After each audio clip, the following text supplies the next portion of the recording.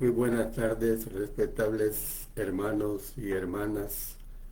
Dios bendiga a cada uno de ustedes. Nuevamente está con ustedes el hermano Alexander Castellanos para predicar palabra del Señor.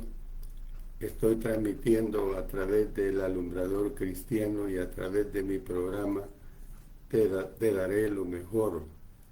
Y como siempre, los días miércoles este programa lo transmito a las 5 de la tarde. Gracias a nuestro Dios vamos a iniciar otra nueva lección que es muy edificante y que trata sobre siempre el tema, ustedes saben que es la vida y ministerio de Cristo. Y lo que vamos a estudiar ahora son preparativos de última hora. Esa es la lección que vamos a presentar, este, y lo voy a dividir creo que en dos partes. Ahora va a ser la parte 1. En esta sección vamos a ver la última semana del ministerio de Jesús como continuación y vamos a ver específicamente el día viernes, el día en que Jesús murió, o sea, también es continuación. Luego veremos sobre la última cena también como continuación. Vamos a ver que se da ánimo y se hace advertencia a los apóstoles. Y por último, la parte que se ruega al Padre. Casi todo este estudio va a estar basado en Juan capítulos 14 hasta el 17. El Evangelio de Juan capítulos 14 hasta el 17. Jesús enfrentó una situación muy dura cuando se acercaba la hora de su muerte. En los pasajes que estudiaremos, veremos cuánto les recalcó a sus discípulos que la hora de su partida había llegado. Y él lo dice en el Evangelio de Juan capítulo 14, capítulo 16 y capítulo 17 en varios versículos. Pero miren lo que dice Juan 13:33. Hijitos, aún estaré con vosotros un poco. Me buscaréis, pero como dije a los judíos, así os digo a vosotros. A donde yo voy, vosotros no podéis ir. En un sentido, Juan capítulos 14 hasta el 17 presenta a Jesús haciendo preparativos de última hora. El texto comienza con el gran discurso de despedida pronunciado a los apóstoles en los capítulos 14 al 16 y concluye con la oración intercesora del Señor en el capítulo 17. Hay que reconocer nuestra incapacidad para abarcar Juan capítulos 14 al 17 como es debido. Esta es una de las más grandes secciones del Evangelio de Juan, un libro lleno de grandes textos. Uno de los más grandes tesoros de la fe cristiana, podríamos decir. En las preciosas expresiones, el discípulo amado nos ha dado un vislumbre de la vida emocional del Señor Jesús, vislumbre que no se encuentra en ningún otro pasaje de los evangelios. Cada palabra que Jesús dice refleja la preocupación que siente al dejar a estos hombres para que terminen la obra que Él ha comenzado. Lo más que podemos hacer en una lección es iniciarlo a usted en estos grandes capítulos. Usted podrá después dedicar toda una vida a reflexionar sobre ellos y a ser bendecido por las verdades allí reveladas. En lugar de tratar de hacer un estudio versículo por versículo o incluso un repaso segmento por segmento, destacaremos algunos de los temas abarcados. El enfoque consistirá en centrarnos en los preparativos que deben hacerse para un viaje. Al analizar Juan capítulos 14 al 17, tenga presente que Jesús estaba ante todo hablando a sus apóstoles. Puede hacerse aplicación general de muchos de los versículos, pero debemos de tener cuidado de no reivindicar para nosotros promesas que se hicieron exclusivamente a estos hombres. Por ejemplo, Juan 14, 26, mas el Consolador, el Espíritu Santo, a quien el Padre enviará en mi nombre, Él os enseñará todas las cosas y os recordará todo lo que yo os he dicho. Bueno, comencemos primeramente con el primer punto mayor, y me refiero a palabras de ánimo y consolación.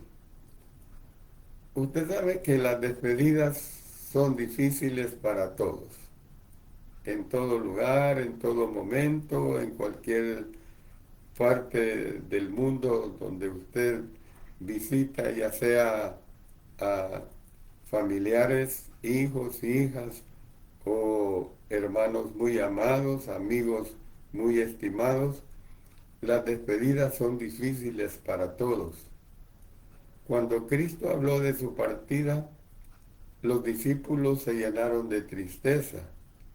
Dice Juan 16:6, pero yo os digo la verdad, os conviene que yo me vaya, porque si no me fuera, el Consolador no vendría a vosotros, mas si me fuere, os lo enviaré. Por lo tanto, el gran discurso de despedida comenzó con palabras de ánimo. No se turbe vuestro corazón, Juan 14:1. Más adelante Jesús dijo, la paz os dejo, mi paz os doy. Yo no os la doy como el mundo la da. No se turbe vuestro corazón ni tenga miedo. Juan 14:27. También veamos Juan 16:33. Estas cosas os he hablado para que en mí tengáis paz. Tengáis paz. En el mundo tendréis aflicción, pero confiad, yo he vencido al mundo.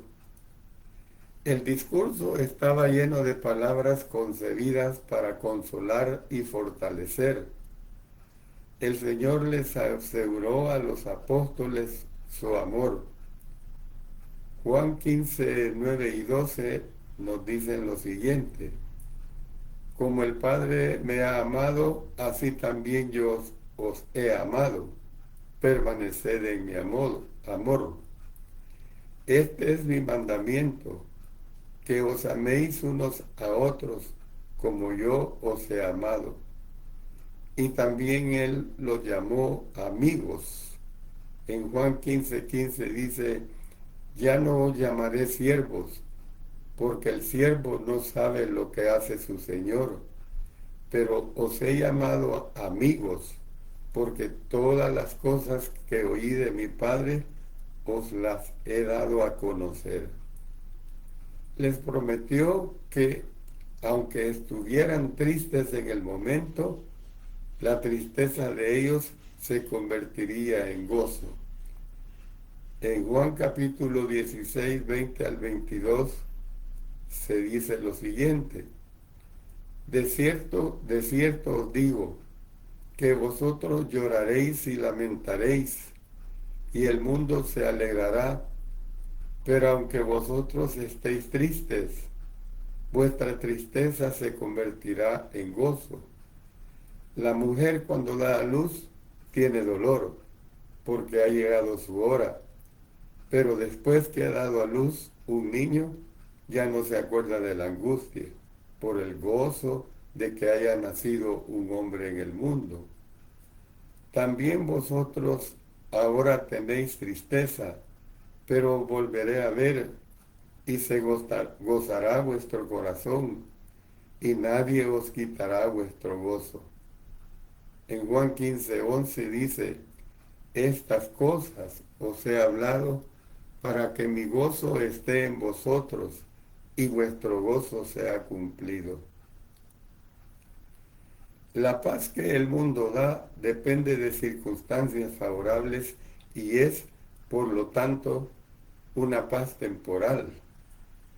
La paz de Jesús no depende de circunstancias favorables, proviene de adentro y puede, por lo tanto, perdurar. Cuando Jesús decía estas palabras de ánimo, él se daba cuenta perfectamente de que solo le quedaban algunas horas de vida. Dice Juan 14:30, no hablaré ya mucho con vosotros, porque viene el príncipe de este mundo y él nada tiene en mí. Juan 16, 20 y 32. De cierto os digo, que vosotros lloraréis y lamentaréis, y el mundo se alegrará. Pero aunque vosotros estéis tristes, vuestra tristeza se convertirá en gozo. He aquí la hora viene, y ha venido ya, en que seréis esparcidos cada uno por su lado, y me dejaréis solo, mas no estoy solo, porque el Padre está conmigo. En Juan 17:1 dice, estas cosas habló Jesús, y levantando los ojos al cielo, dijo, Padre, la hora ha llegado, glorifica a tu Hijo, para que también tu Hijo te glorifique a ti. No obstante, él estaba preocupado por sus apóstoles.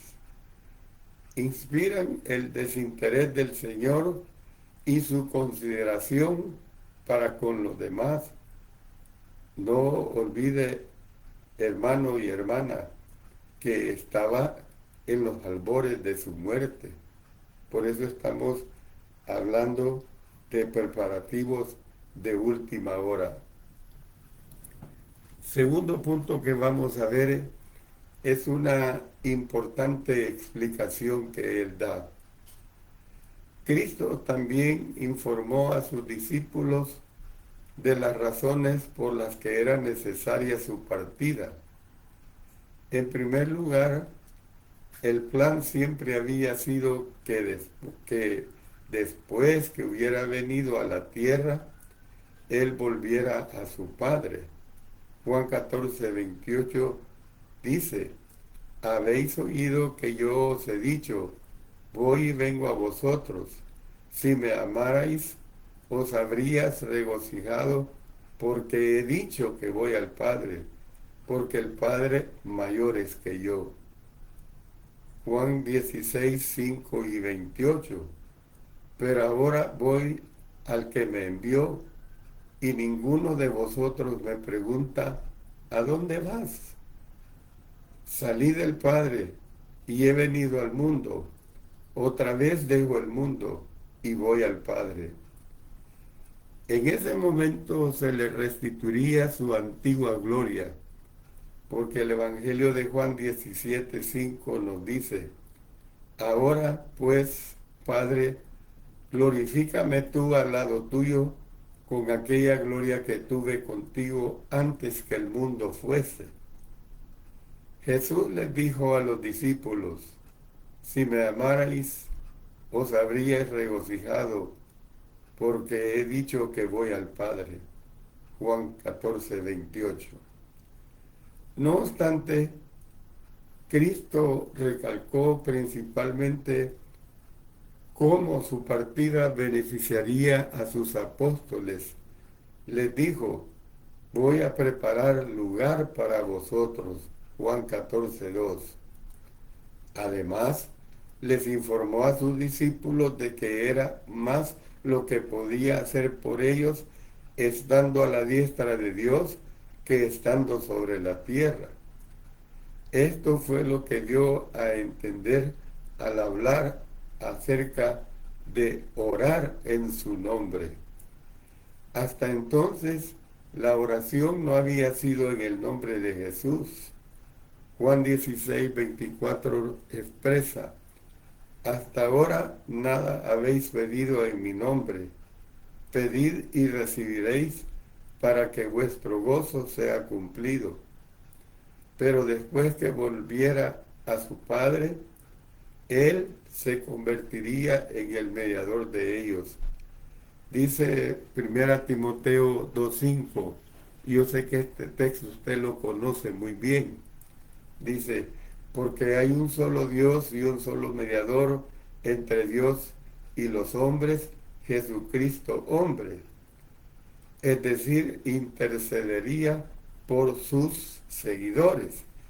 Pero hay otros textos que casi no los ocupamos, que hablan de la misma situación de intercesión, y en estos momentos les daremos lectura.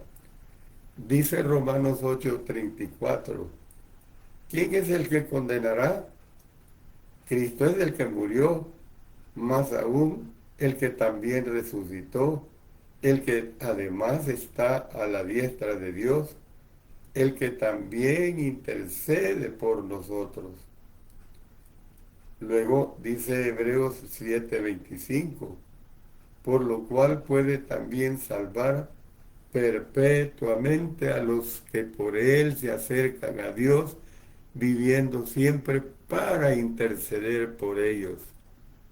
Hebreos 9:24: porque no entró Cristo en el santuario hecho de mano, figura del verdadero, sino en el cielo mismo, para presentarse ahora con nosotros ante Dios. Primera Juan 2:1 dice así: hijitos míos, estas cosas os escribo para que no pequéis. Y si alguno hubiere pecado, abogado tenemos para con el Padre, a Jesucristo el justo. Les prometió que en el futuro lo que pidieran en su nombre sería concedido. En Juan 14:13 y 14 dice: y todo lo que pidiereis al Padre en mi nombre, lo haré, para que el Padre sea glorificado en el Hijo. Si algo pidiereis en mi nombre, yo lo haré. Juan 15:16. No me elegisteis vosotros a mí, sino que yo os elegí a vosotros, y os he puesto para que vayáis y llevéis fruto, y vuestro fruto permanezca, para que todo lo que pidiereis al Padre en mi nombre, Él os lo dé. Juan 16:23 y 24. En aquel día no me preguntaréis nada. De cierto os digo, que todo cuanto pidiereis al Padre en mi nombre, os lo dará. Hasta ahora nada habéis pedido en mi nombre. Pedid y recibiréis, para que vuestro gozo sea cumplido. Esta promesa está condicionada a que se viva la clase de vida que Dios puede bendecir. Eso es lo que tenemos que entender. Primera Juan 3:22 dice: y cualquier cosa que pidiéremos, la recibiremos de Él. Y miren la condición que pone: porque guardamos sus mandamientos y hacemos las cosas que son agradables delante de Él, y a que se pida conforme a su voluntad. Primera Juan 5:14 expresa eso. El énfasis en orar en el nombre de Jesús continúa por el Nuevo Testamento. Mire lo que dice Efesios 5:20, dando siempre gracias por todo al Dios y Padre en el nombre de nuestro Señor Jesucristo. ¿Ve? Debemos entender que esto significa más que sencillamente decir la expresión en el nombre de Jesús al final de las oraciones. Más bien, orar en el nombre de Jesús incluye un reconocimiento de quién es Cristo, dónde está Él y lo que Él puede hacer por nosotros. La oración debe ser una expresión de nuestra fe y confianza en aquel que intercede a favor nuestro. Cuando Jesús les explicaba por qué se estaba yendo, su pensamiento principal era que Él tenía que irse con el fin de que el Espíritu Santo pudiera venir. Dijo, pero yo os digo la verdad, os conviene que yo me vaya, porque si no me fuera, el Consolador no vendría a vosotros, mas si me fuere, os lo enviaré. Juan 16:7.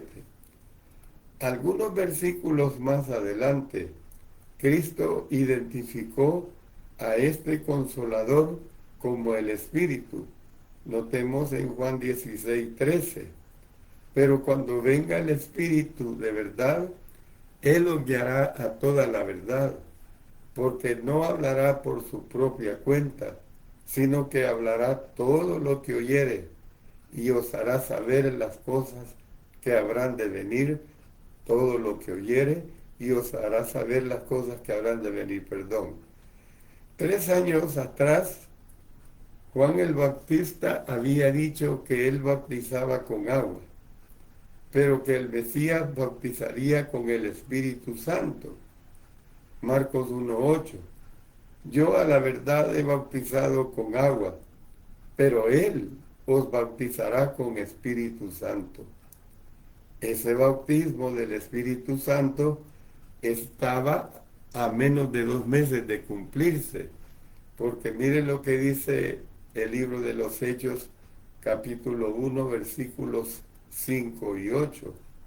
Porque Juan ciertamente bautizó con agua, mas vosotros seréis bautizados con el Espíritu Santo dentro de no muchos días, pero recibiréis poder cuando haya venido sobre vosotros el Espíritu Santo, y me seréis testigos en Jerusalén, en toda Judea, en Samaria y hasta lo último de la tierra.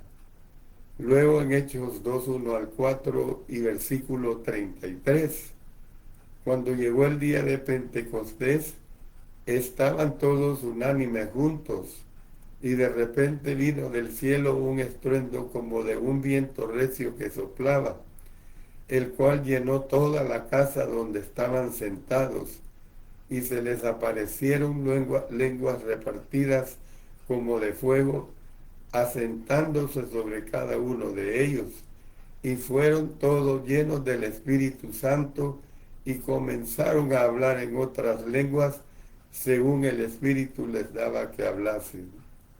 33.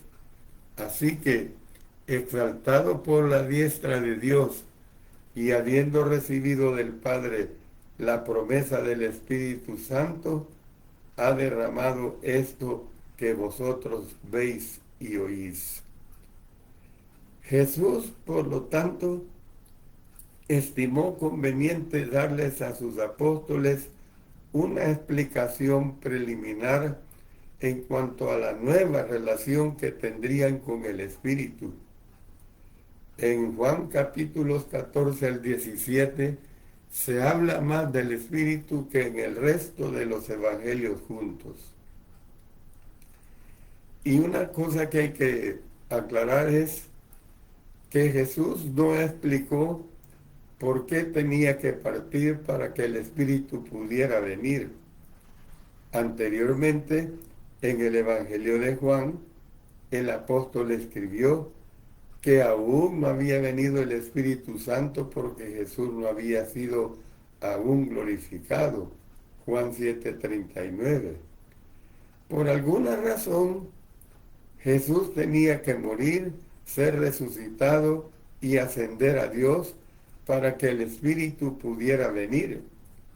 Tal vez el significado está en que el Espíritu no podía venir a revelar el Evangelio completo de Cristo, sino hasta después de su muerte, su sepultura y su resurrección, las verdades centrales del Evangelio. Dice 1 Corintios 15, 1 al 4. Además os declaro, hermanos, el Evangelio que os he predicado, el cual también recibisteis, en el cual también perseveráis, por el cual asimismo, si retenéis la palabra que os he predicado, sois salvos, si no creísteis en vano, porque primeramente os he enseñado lo que asimismo recibí, que Cristo murió por nuestros pecados conforme a las Escrituras, y que fue sepultado y que resucitó al tercer día conforme a las Escrituras. Entonces lo que vemos pues es que el envío del Espíritu merece tratamiento por separado en esta lección.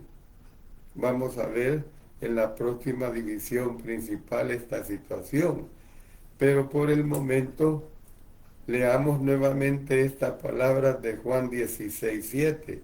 Os conviene que yo me vaya. Esto puede relacionarse con la extraordinaria promesa de Cristo que se recoge en Juan 14:12.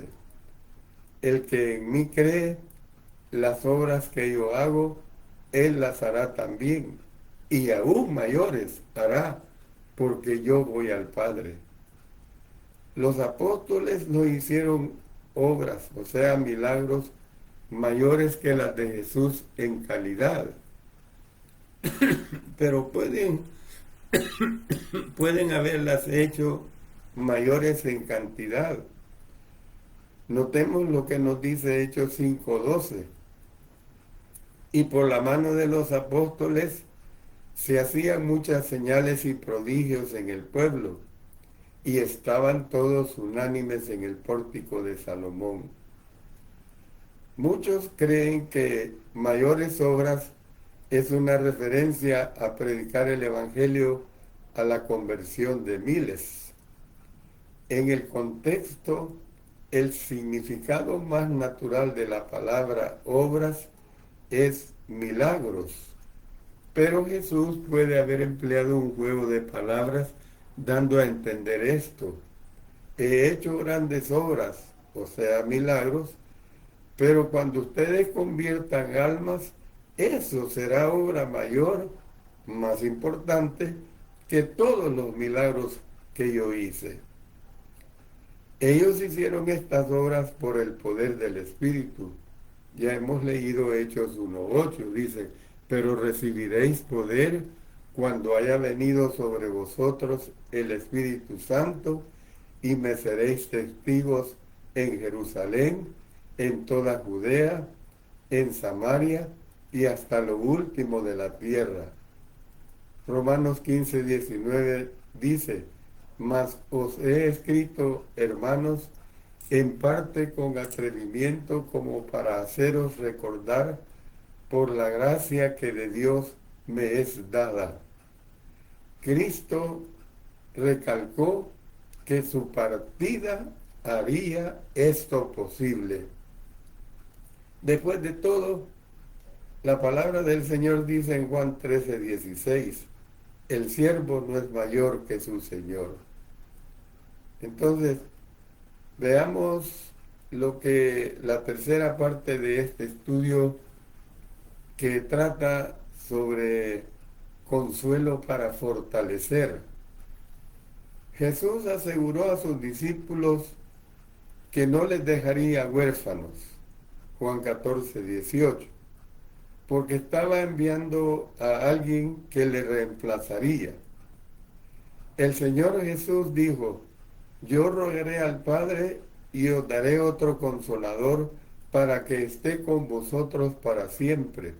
Juan 14:16. Jesús había sido el consolador de ellos. Ahora enviaría otro consolador, el Espíritu. Cristo había estado con ellos 3 años solamente, pero el nuevo consolador estaría con ellos para siempre. El Espíritu Santo estaría con los apóstoles para el resto de la vida de ellos y estaría con los cristianos hasta el fin del mundo. El Espíritu, hermanos y hermanos, es parte de la divinidad o la deidad. Hechos 17:29 dice, siendo pues linaje de Dios, no debemos pensar que la divinidad sea semejante a oro o plata o piedra, escultura de arte y de imaginación de hombres. Romanos 1:20, porque las cosas invisibles de Él, su eterno poder y deidad, se hacen claramente visibles desde la creación del mundo, siendo entendidas por medio de las cosas hechas, de modo que no tienen excusa. Colosenses 2:9 dice, porque en Él habita corporalmente toda la plenitud de la deidad. La palabra griega que se traduce por divinidad se refiere al estado o a las cualidades de ser Dios. Hay una versión que traduce la palabra por la naturaleza divina o deidad. Es uno de los miembros de la llamada Trinidad, que consiste en el Padre, el Hijo y el Espíritu Santo. Mateo 28:19 dice, por tanto, id y haced discípulos a todas las naciones, bautizándolos en el nombre del Padre y del Hijo y del Espíritu Santo. En Juan 14:16 dice, cada uno,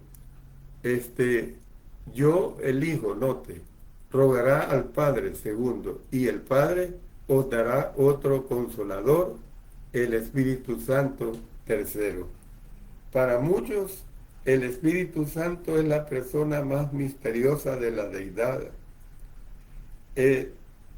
¿Por qué digo esto? De que para muchos el Espíritu Santo es la persona más misteriosa de la deidad. El Padre mismo es Espíritu. Juan 4:24 dice, Dios es Espíritu. Y los que le adoran en espíritu y en verdad es necesario que adoren. Y es santo. 1 Pedro 1:15.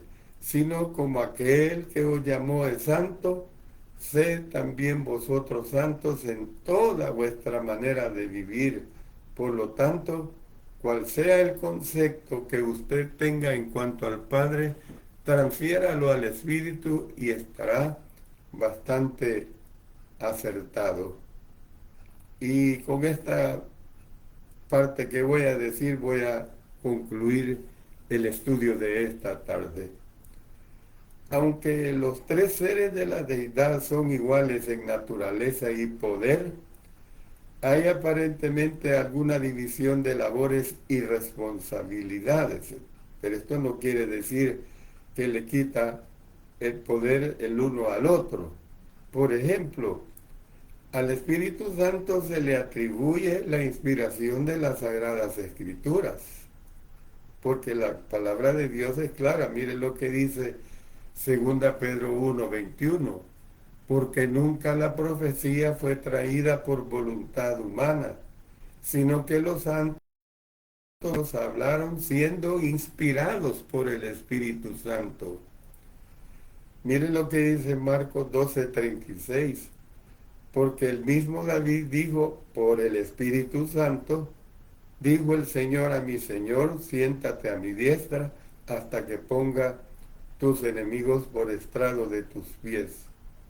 Hechos 1:16 dice, varones hermanos, era necesario que se cumpliese la escritura en que el Espíritu Santo habló antes por boca de David acerca de Judas, que fue guía de los que prendieron a Jesús.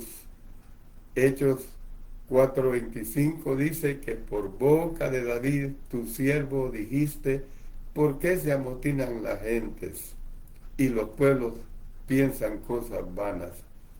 Y termino diciendo que Juan 14:16 nos da un vislumbre de su obra en la iglesia primitiva. Vendría bien una reseña de pasajes claves de estos capítulos, pero esto lo vamos a considerar en el próximo estudio con la ayuda de nuestro Señor, si Él nos lo permite. Como siempre, amados hermanos, les suplico sus oraciones por su servidor. Yo no he estado muy bien de mi salud. Ustedes han notado que todavía la garganta no está muy buena, pero al menos he podido dar el estudio. Y como siempre, les pido que compartan estos valiosos estudios porque son muy importantes para la hermandad en general. Que Dios bendiga a cada uno de ustedes, respetables hermanos, y les ayude pues a entender la palabra de nuestro Señor. Mientras tanto, terminemos con una oración.